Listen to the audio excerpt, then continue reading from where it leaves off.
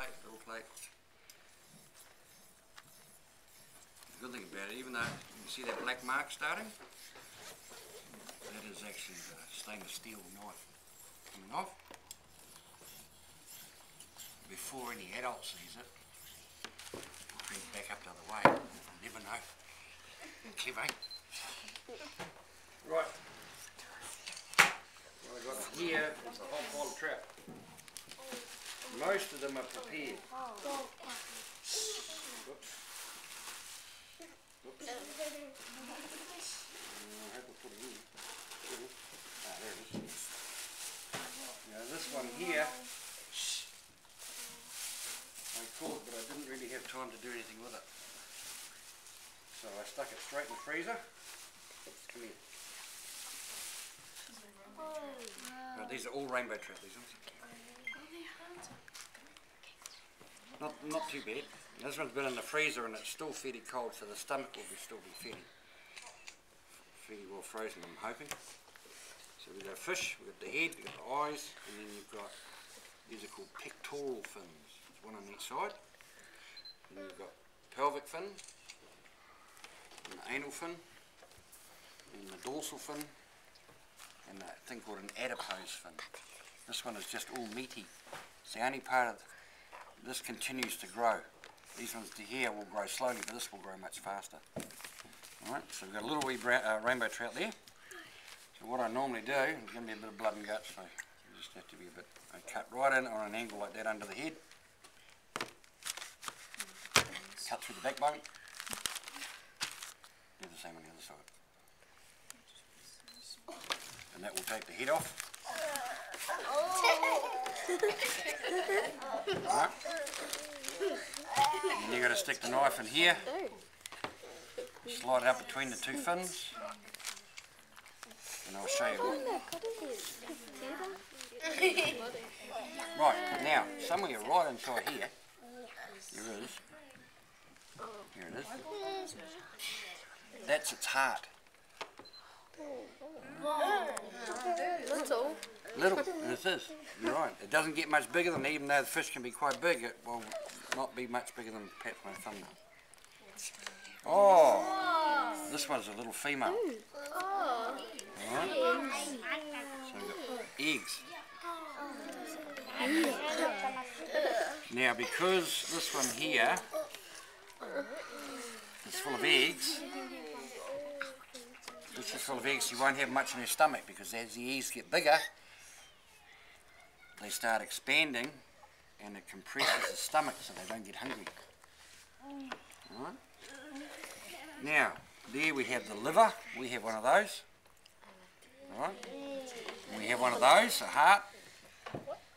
We have lots of other things too, but we also have kidneys. But the kidneys of a trout are quite different. See that black line of blood in there? Alright, that's actually the kidneys. So they're quite different shape to our one.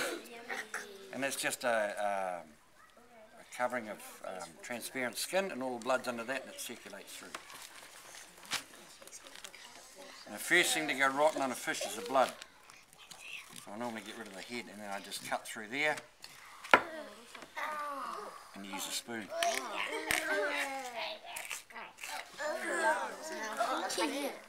Right?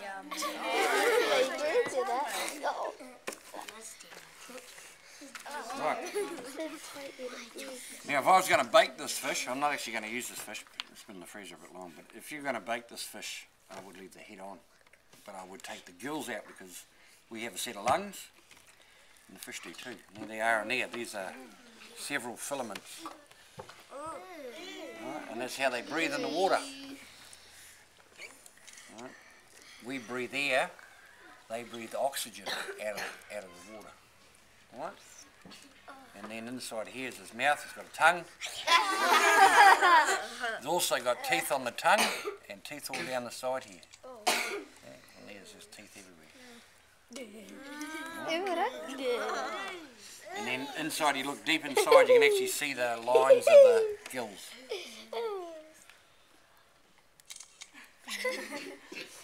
Right, so you can see inside, see those lines inside?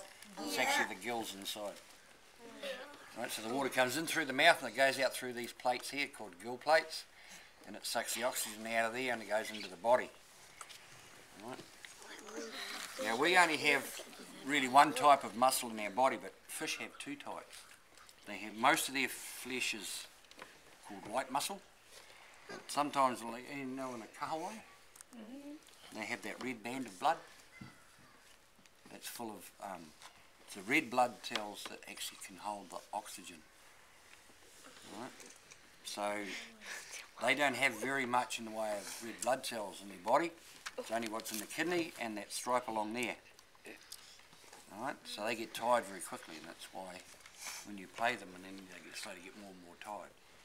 We have mostly, all of our muscle can take red blood cells, so we actually are able to do things for longer periods in proportion. So there's one fish there. Now one of the things that around here,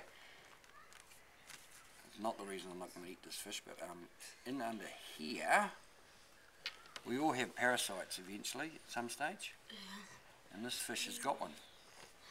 And it's a little thing like a worm. It's actually called a shagworm. It lives in the shags as well as swans and other things. And it also lives in the kokopu, in the bottom of the lake. Kokopu. And it's transferred by the eggs. The kokopu will eat the eggs, and then trout will eat the kokopu, and it gets a thing called a shagworm. Cannot be caught by humans, right? It's actually not a worm, it's a nematode. They live in the stomach of the fish and also in the flesh of the fish. And that one has got... No, so we got one. And sometimes you'll find them riddled with them, depends on how many birds there are. Places like Hamarana, the fish have a lot of those worms in them. Places like Lake Okataina or Tarawera, some of the other nice lakes, don't have any at all. And usually if a fish is not in very good condition, they'll get them as well. So there you got fish eggs. Alright. Well, they can be eaten, but they do tend to pop. You've got to cook them carefully. If you try to cook them the wrong way, they'll go pop. You can also turn that into caviar, and I have eaten it. And it's just as bad as the real caviar. It's terrible stuff. So there's a trout in bits. Alright. So that's what I have to do when I come home from fishing. Sometimes I get really lazy and I will then go and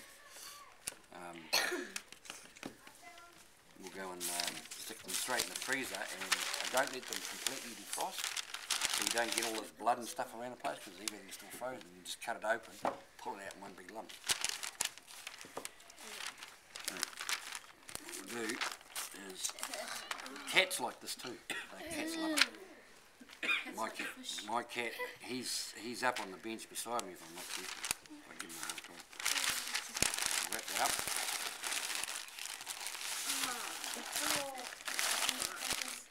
That's that one out of the way. Now I'm just